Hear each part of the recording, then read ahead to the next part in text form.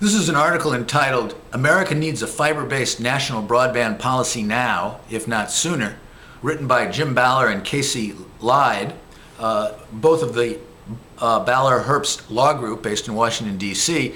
It appears in Volume 3, Number 2 of the fifth Prism, that's FTTH, Fiber to the Home Prism, the fifth Prism, in the October 2006 edition. America Needs a Fiber-Based National Broadband Policy Now, If Not Sooner, by Jim Baller and Casey Lyde, the Baller-Herbst Law Group. In his latest album, Modern Times, Bob Dylan paints a troubling picture of what may lie ahead for the United States. In a track called Working Men's Blues, Number 2, Dylan sings of the diminishing buying power of American workers, of low wages becoming a reality in the face of brutal competition from abroad, of our inability to give away, let alone to sell what we have to offer, of hunger creeping into our bellies, and of our fear sinking into lives of continual crime. "The place I love best is a sweet memory," Dylan laments. "It's a nude path that we trod." Dylan urges each of us to choose. You can hang back or fight your best on the front lines, singing a little bit of these working men's blues. Are Dylan's concerns overstated? Are they premature? We think not. Whether one agrees or disagrees with the details of President Bush's broadband policies, most of us would surely agree with his observation in his most recent State of the Union address that America's ability to remain competitive in the, quote, dynamic world economy, end quote, is at risk. Noting the rapid emergence of competition from India, China, and other countries, he challenged America to take the dramatic steps necessary to ensure that we will continue to occupy the position of global leadership to which we have become accustomed. In this paper, we discuss the critical importance of an aggressive national broadband policy that emphasizes the development of high broadband communication systems, particularly FTTH systems, fiber to the home. The stakes for America are huge. It is a fight from which we cannot hang back, but must give our best on the front lines. The stakes for America. The United States gave birth to the internet, and in the 1990s, it was the unchallenged world leader in broadband deployment. By 2001, however, it had fallen to fourth place among nations in the world in per capita broadband deployment. Since then, it has plunged to as low as 19th place in some surveys. The United States has also fallen far behind the leading nations in access to high-capacity broadband connectivity, cost per unit of bandwidth.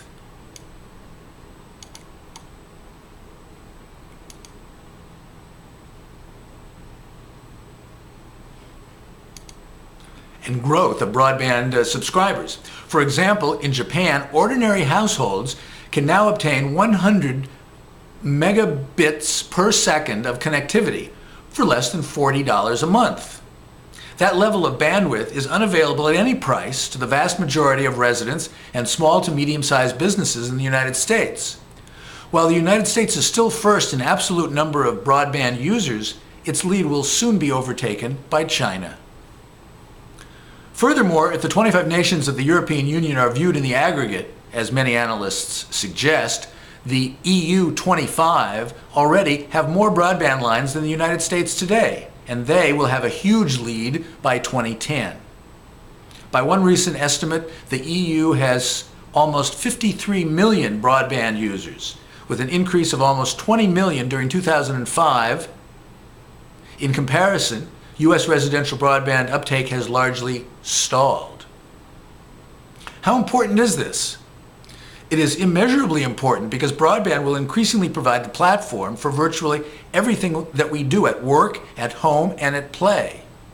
As a result, in the emerging global economy, the countries that have the most robust, ubiquitous, and affordable broadband infrastructure will be the ones that are most successful, and those that fall behind may not recover for years, if ever. The Brookings Institution estimated that America's broadband decline could lead to a potential loss of $1 trillion in economic productivity over the next decade, as well as more than 1.2 million jobs that could be created by better broadband. Comparing the United States and Japan, Thomas Bleha expressed these concerns forcefully in his trenchant article, Down to the Wire, published in Foreign Affairs. It is now clear that Japan and its neighbors will lead the charge in high-speed broadband over the next several years. South Korea already has the world's greatest percentage of broadband users, and last year the absolute number of broadband users in urban China surpassed that in the United States. These countries' progress will have serious economic implications. By dislodging the United States from the lead it commanded not so long ago, Japan and its neighbors have positioned themselves to be the first states to reap the benefits of the broadband era: economic growth, increased productivity, technological innovation, and an improved quality of life.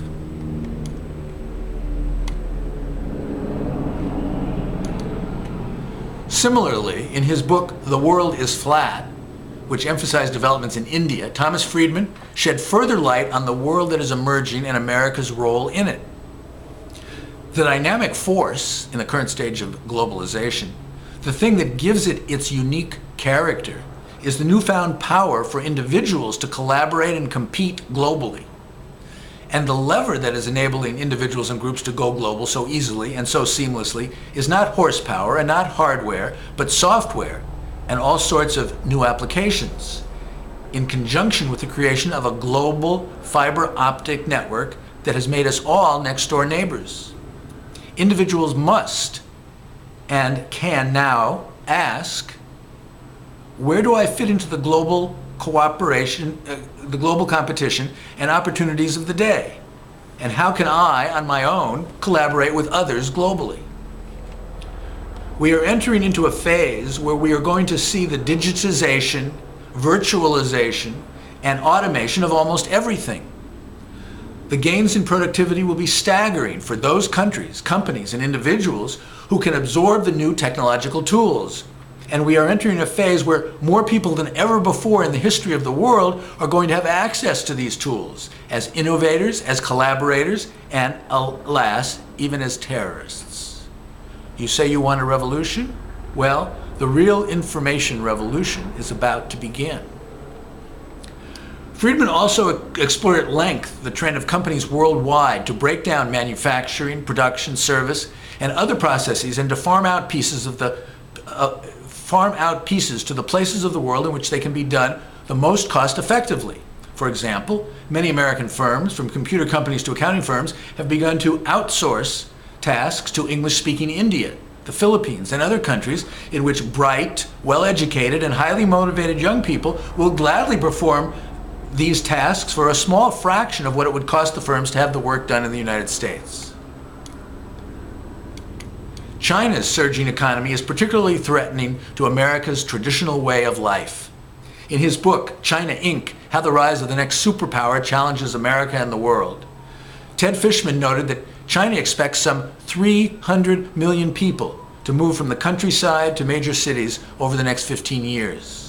To accommodate this massive population shift, China will have to build the equivalent of Houston, Texas, every month. and its government will have to expand and accelerate its aggressive 20-year-old program of encouraging importation of as many businesses and jobs from around the world as possible. The following passage from China Inc. captures well the high stakes involved for the United States and the rest of the world. The most daunting thing about China is not that it is doing so well at the low-end manufacturing industries. America will be okay losing the furniture business to China. In the grand scheme of things, tables and chairs are small potatoes in the US economy. The Japanese, for their part, have lost the television business. The Italians are losing the fine silk business. Germans cannot compete in Christmas ornaments. Everyone but the Chinese will lose their textile and factories. More worrisome for America and other countries is the contour of the future, where manufacturing shifts overwhelmingly to China from all directions, including the United States. Consumer goods on the surface of the world's economy and their movement is easy for consumers to see. The far bigger shift, just now picking up steam, is occurring among the products that manufacturers and marketers trade with each other. The infinite number and variety of components that make up everything else that is made, whether it is the hundreds of parts in a washing machine or computer, or the hundreds of thousands of parts in an airplane. And then there are the big products themselves: cars, trucks, planes, ships, switching networks for national phone systems, factories, submarines, satellites, and rockets. China is taking on those industries too. Similarly, the Institute for Electronic and Electrical Engineers, the IEEE, a highly respected, impartial, professional organization, has observed a new generation of broadband, or gigabit networks, can mean significant benefits to the United States, but our nation must act promptly to ensure that such an infrastructure is ubiquitous and available to all. If we do not act, the consequence will be to relegate the U.S. telecommunications infrastructure to an inferior competitive position, thus undermining the future of our country's economy. This issue demands the attention of policymakers as well as the public at large. The U.S. economy is based on knowledge, its creation, dissemination, and application. A knowledge economy uniquely creates new wealth through invention and innovation. Development depends on research that depends on access to the entire body of existing knowledge and the rapid exchange of new knowledge throughout the economy and the society. Modern research typically retrieves, creates, and exchanges massive information files at gigabit rates. After the research, many follow-on functions will benefit from gigabit networks, including computer-aided design, integration of design manufacturing, sales, and distribution, and collaboration among all through high-quality video conferencing. U.S. broadband networks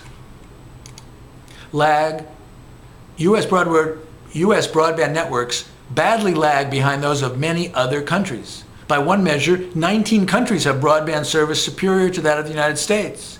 U.S. maximum public broadband capabilities by DSL and cable modem are in the range of 1 to 5 megabits per second downstream to the user, but generally 500 kilobits per second or less upstream.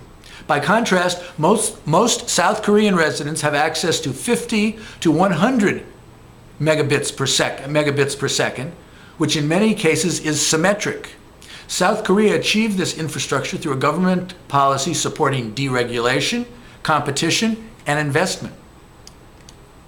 Among IEEE USA specific suggestions of ways for America to stay abreast of the other leading nations are eliminating the incumbent's ability to use anti-competitive legal and regulatory challenges to the deployment of end-user-owned networks, and giving municipalities that deploy gigabit networks broader access to such programs as the Rural Utility Service and the Universal Service Fund. Is big broadband really necessary? Not so long ago, when virtually all internet users were restricted to dial-up connections of 14.4 kilobits per second, 28 kilobits per second, or 56 kilobits per second, the notion of a broadband service enabling an always-on internet connection of 1 megabit per second, 3 megabits per second, or even 5 megabits per second was viewed as revolutionary. The reality, unfortunately, is that those broadband speeds, while certainly providing a more pleasant and efficient internet browsing experience, have not fundamentally changed what most people do on the internet.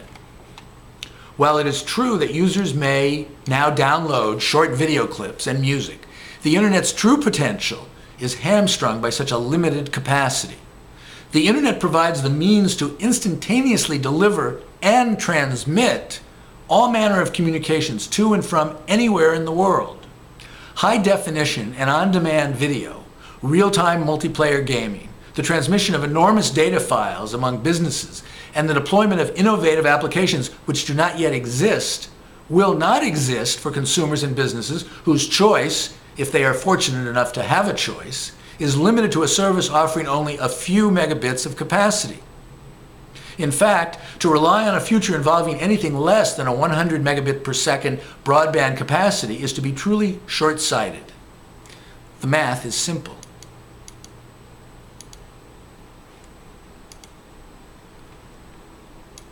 Assuming 2 set-top boxes per home and simultaneously recording or picture-in-picture capabilities, 4 HDTV channels compressed via MPEG-4 are likely to require a total of at least 50 megabits per second capacity.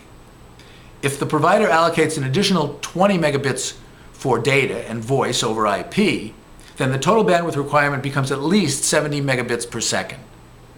A study by Jupiter Research in 2005 concluded that by 2009, average households will need 57 to 72 megabits per second of bandwidth, and that, quote, tech-savvy, end quote, households will consume nearly 100 megabits per second. A significant amount of this bandwidth will support in-home wireless applications, as well as high-definition television and other bandwidth-rich applications. According to a leading industry journal, Jupiter's research provides justification for such technologies as FTTX, which can deliver that broadband to the home, end quote. A study in 2005 by Technology Futures is of particular interest because it was funded and supported by the Bells. The study concluded that, quote, in the 2006 timeframe, a shift to much higher data rates in the range of 24 megabits per second to 100 megabits per second is likely to begin. So far, only a few places have access at these rates, notably Japan, end quote. That amount of bandwidth is clearly beyond the capability of current copper networks. Even the most advanced versions of DSL, ADSL2+, VDSL, require ideal copper conditioning, with the signal and capacity heavily degraded the further the end user is from the fiber node. Telcos such as AT&T that are relying on fiber to the node and existing copper facilities for the last mile rather than fiber to the user are meeting skepticism from Wall Street analysts because of the inherent technological limitations of their strategy. So, even limited to only the applications we know and expect at the present moment, relying on coaxial cable, DSL, or limited technologies as the infrastructure for the future is truly short-sighted. From a long-term perspective, it is critically important to acknowledge and act on the reality that more and more data-intensive network applications will emerge requiring bandwidth capacity exceeding even 100 megabits per second. Furthermore, the difference between 5 to 10 megabits per second and symmetric 100 megabits per second is not simply about the ability to receive more data faster. It is rather an economically crucial difference that causes a profound shift in how the medium is used. In Japan, for example, a recent academic study of the effects of widespread near-symmetric 100 megabits per second, as opposed to the passive receiving-only model that dominates the US and elsewhere, found a dramatic increase in the use of peer-to-peer applications of various types, as well as in the number of, quote, heavy hitter, end quote, users who take advantage of such applications. In other words, affordable access to high bandwidth capacity results in a surge of applications and of both content users and content creators that does not and cannot exist in an asymmetric, low-capacity environment. There are two important lessons, at least, to be gleaned from the experience in Japan. The first lesson is that access to robust upstream connections is crucial, as it enables a broad range of users to produce and distribute their own content and applications.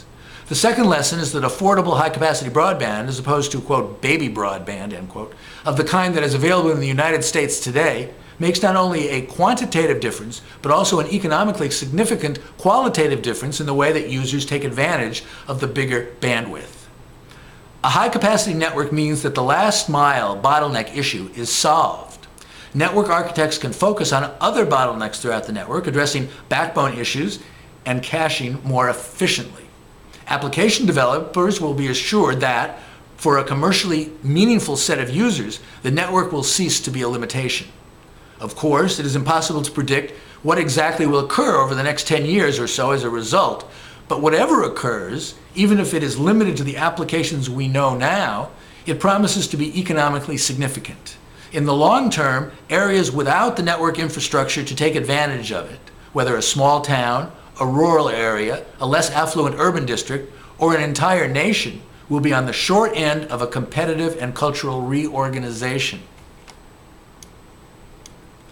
When the unpredictable does occur, such as a new unexpected family of applications and/or economic breakthroughs by virtue of plentiful upstream capacity, it is a fair bet